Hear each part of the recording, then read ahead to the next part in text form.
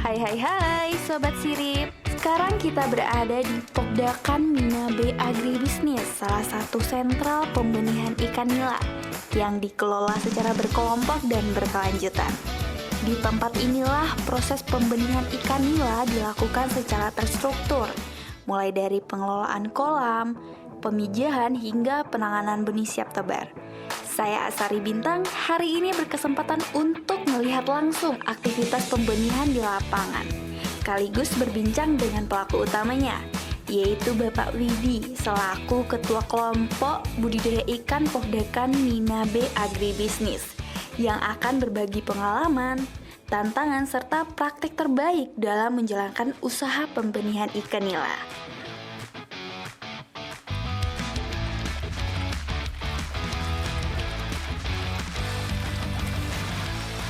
Halo Bapak. Halo.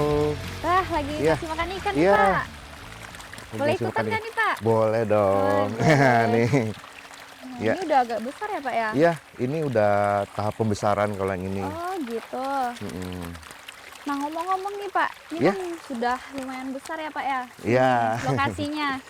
Ini itu Mm-mm. Bapak meneruskan usaha yang ada atau merintis dari nol nih Pak? Kita di sini merintis dari nol gitu. Oh Jadi gitu, oke. dulu itu kita tahun 2010 Mm-mm. kebetulan teman-teman di wilayah sini Iya.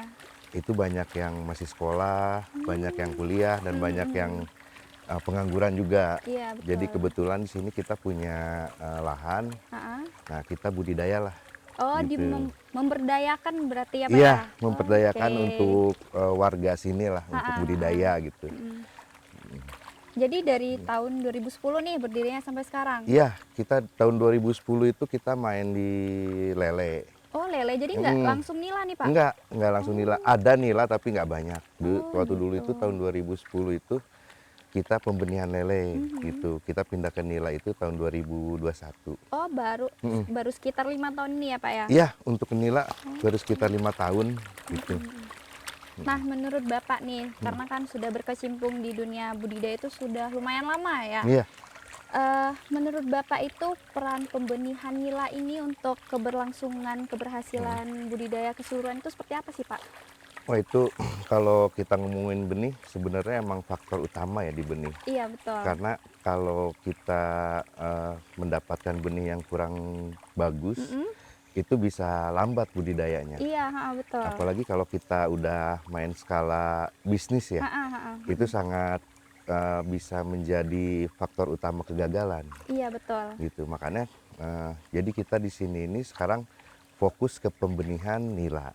Oh, Nila gitu. merah dan nila hitam. Oh, nila. Nah, di sini ini kita udah ada sertifikasi.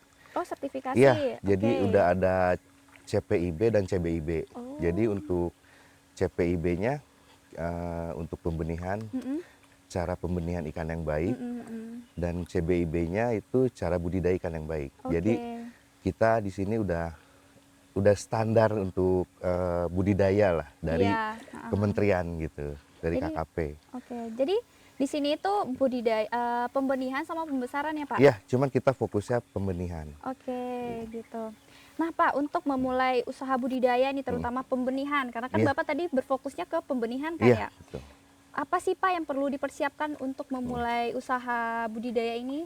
Nah, kalau kita di pembenihan itu yang pasti kan kita harus punya kolam. Iya, Nah, lahan ya Pak ya? Lahan, Nah, lahan, betul. terus kolam. Iya, Nah, kita juga karena kita mengikuti standar dari Kementerian Perikanan, jadi kita dari indukannya itu harus indukan yang jelas asal usulnya. oh gitu ya. Gitu, jelas asal usulnya kita kebetulan ngambil dari Balai Sukabumi indukannya. Sukabumi. Nah, itu faktor utama juga dari indukan agar keberhasilan budidayanya lebih baik. Oh, lebih maksimal Lebih gitu ya Pak ya? maksimal karena Oke. nggak ada ini ya apa pemijahan sedarah itu kan bisa Ah. keturunannya juga bisa kurang bagus. Iya, apa ya kalau keturunan? Jadi yang penting nggak keturunan sedarah lah gitu, Oh, iya intinya gitu. gitu. Jadi asal induknya jelas. Oh ya. Nah kedua kita harus tahu berapa untuk per kolamnya indukannya. Oh padat gitu. tebarnya gitu? Padat tebarnya. Jadi Oke. nggak sembarangan juga gitu. Jadi ada cara-caranya lah. Karena kalau kita terlalu padat itu, yang ada nanti ikannya nggak mau memijah Iya betul. gitu. Karena terlalu padat oksigennya juga berkurang nggak sih Pak? Iya, betul, oksigennya berkurang. Jadi biasanya itu kalau nila kita di sini eh, perbandingannya satu jantan 3 betina. Oh gitu. Iya, untuk per meter kubik. 1:3. Ya, untuk per segi kolam.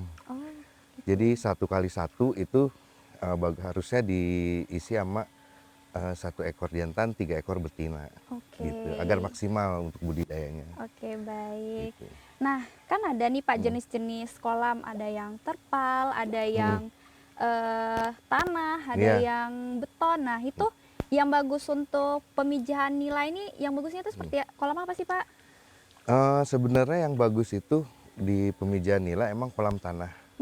Gitu. Gitu. Tapi karena kita kebetulan punya lahannya di perkotaan, jadi kolam tanah itu udah susah. Makanya di sini kita mencoba menjadi contoh untuk budidaya di daerah perkotaan. Oh, segitu. Gitu.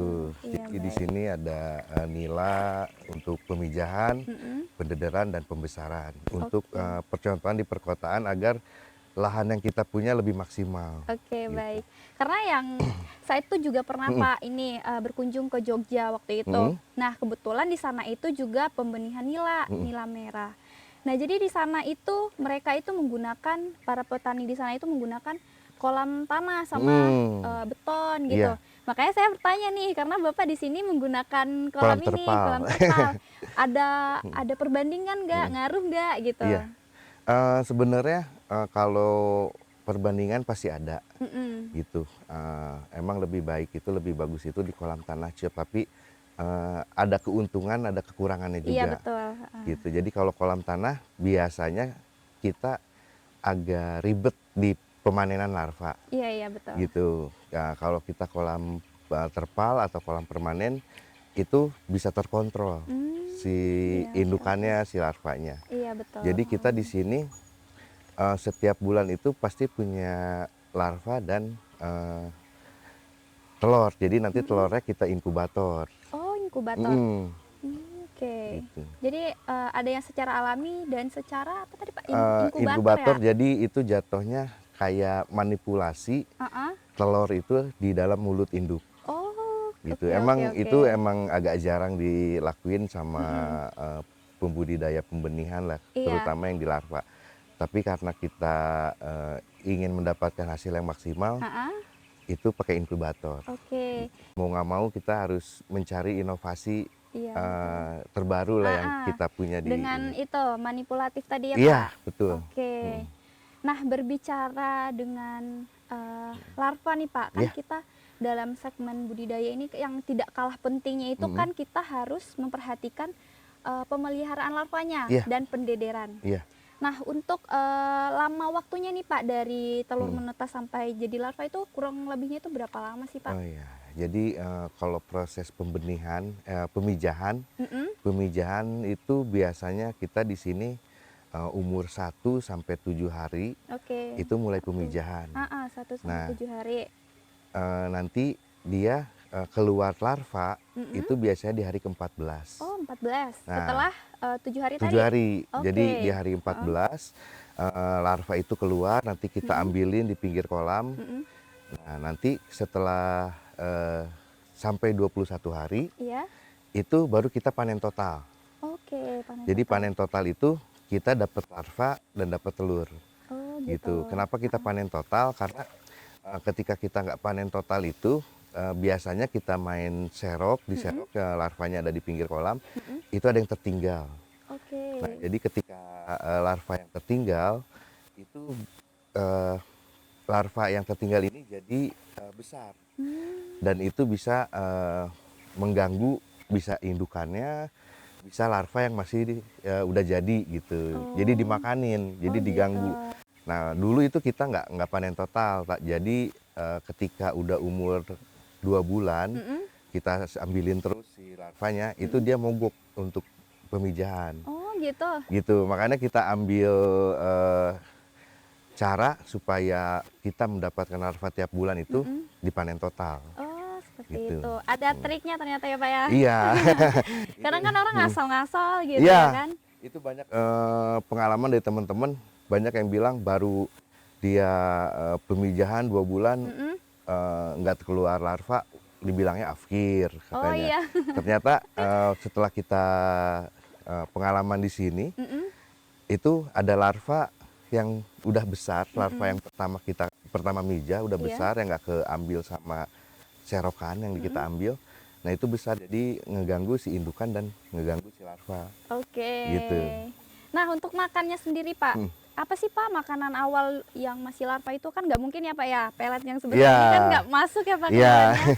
Apa sih, Pak?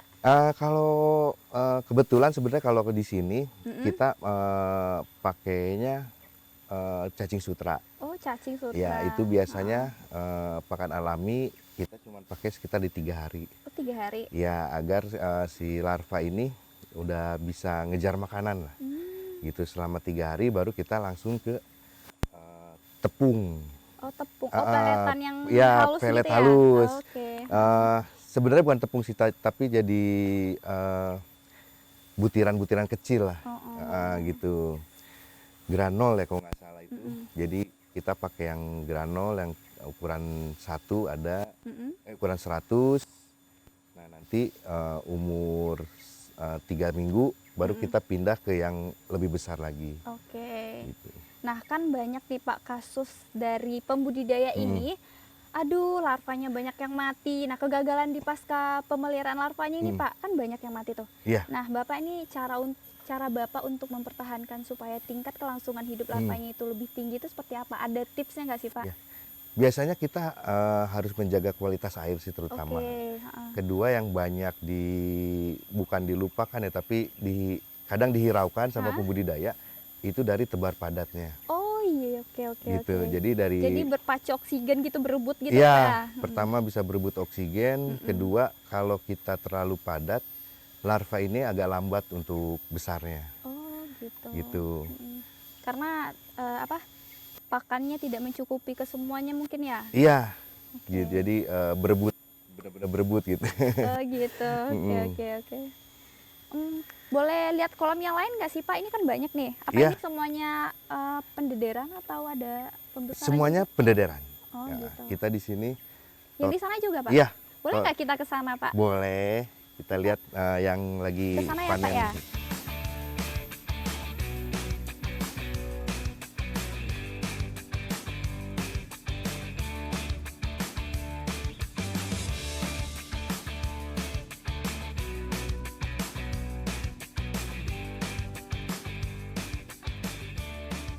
Nah, Pak, tadi kan kita sudah berkeliling nih. Iya. Dari mulai wadah penampungan induk, kemudian ke wadah inkubator, kemudian sampai terakhir kita di belakang itu ada wadah pendederan nih. Iya.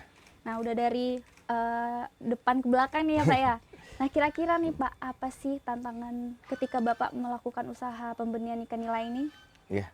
Tantangan pertama pasti alam ya, cuaca Betul. gitu.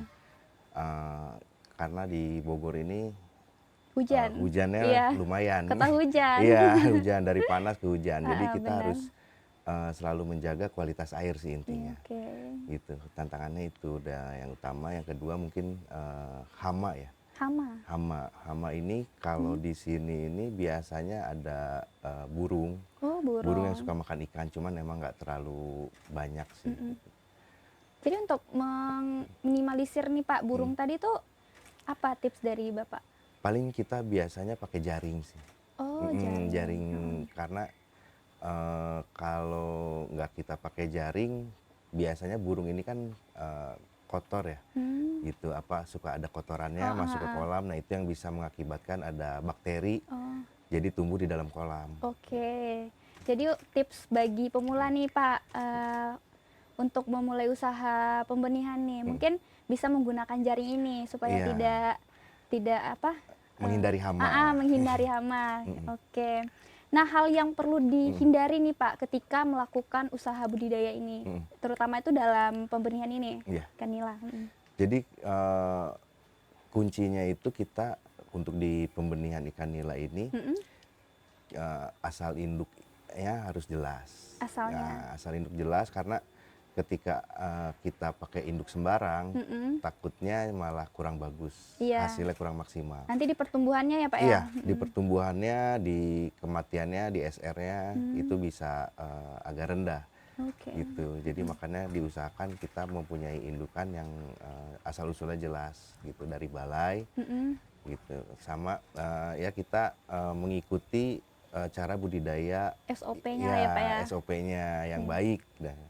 Karena ketika kita budidayanya baik, ya dari calon indukannya, dari cara budidayanya, mengontrol kualitas air, menjaga kualitas airnya, itu pasti menghasilkan benih yang berkualitas. Oke. Karena emang di Bogor ini benih berkualitas agak kurang banyak ya, masih sedikit yang bisa mencetak untuk benih yang berkualitas. Oke.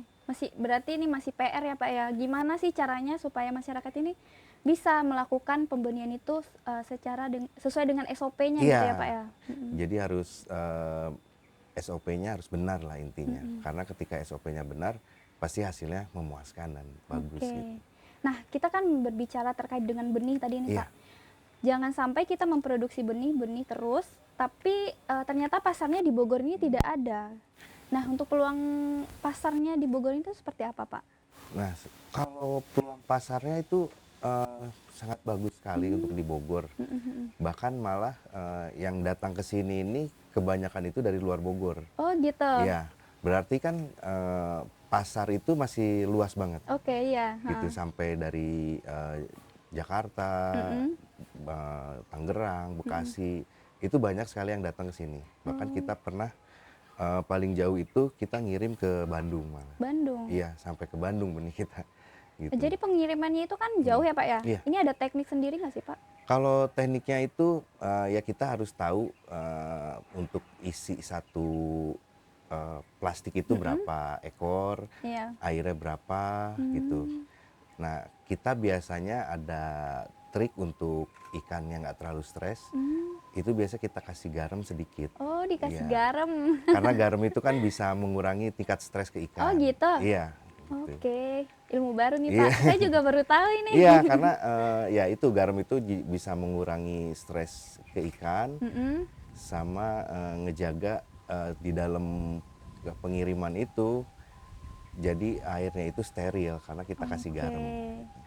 Nah, terakhir nih Pak, terakhir untuk menutup segmen ini, apa sih harapan Pak Widi ke depannya untuk para pembenih ikan nila terutamanya, baik itu untuk kelompok Mina Agribisnis ini sendiri atau untuk masyarakat umum? Iya, jadi untuk masyarakat umum ya semoga mendapatkan benih yang berkualitas, dan kalau mau beli benih itu sebaiknya kita datang langsung ke farm.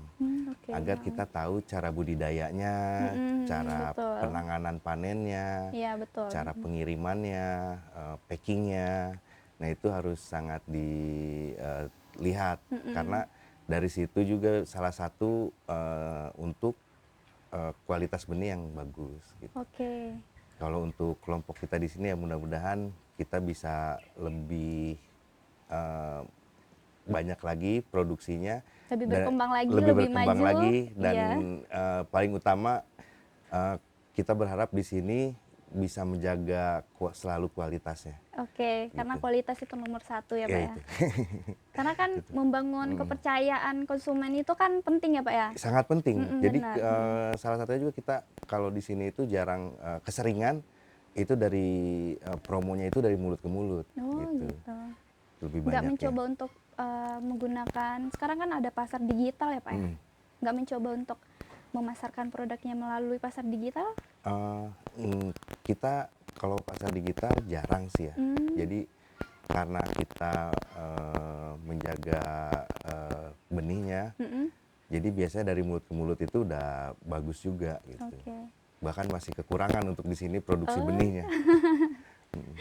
Oke, menarik sekali ya teman-teman.